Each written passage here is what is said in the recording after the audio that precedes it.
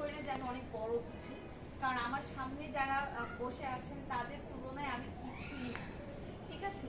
তো তাদের হাত থেকে এত সুন্দর একটা সম্মাননা পাওয়া, এটা আমার জন্য অনেক বড় একটা সম্মানের ব্যাপার।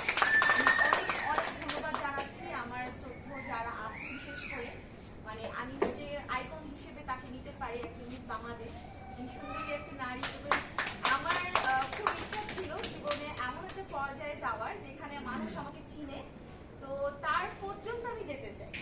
তো এটা আমার জন্য অনেক বড় একটা ব্যাপার। এবং হ্যাঁ, আমাদের অনেক আগের স্যার, যিনি জাহাঙ্গীর স্যার, যাকে আমি স্যার বলে সম্বোধন করবো কারণ উনি অনেক সিনিয়র পার্সন, আর তার হাত থেকে এত সুন্দর একটা সম্মাননা পাওয়া, এটা আমার একটা ভাগ্যের ব্যাপার। আমি অনেক অনেক নিজেকে ভাগ্যবতী বলে মানে মনে করছি এখন।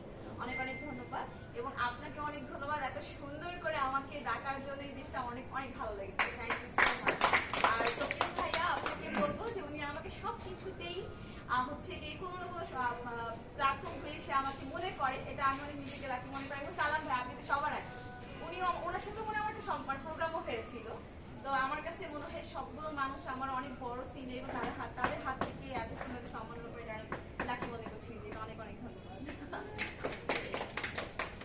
অনেক ধন্যবাদ, অনেক কৃতজ্ঞতা। আসলে হৃদয় দিয়ে কথা, সে কথা বলা যায় না, অনেক কথা, কথার ভিতরে থাকে ভালোবাসার অনেক লতা। আমরা এবার যিনি সাকিব এবং মান্না সৃষ্টির পিছনে যে পরিচালকগুলো থাকে তাদের মধ্যে অন্যতম একজন, আমাদের বাংলাদেশের চলচ্চিত্রের একজন সেরা পরিচালক, এবং গত দুদিনই আমাদেরকে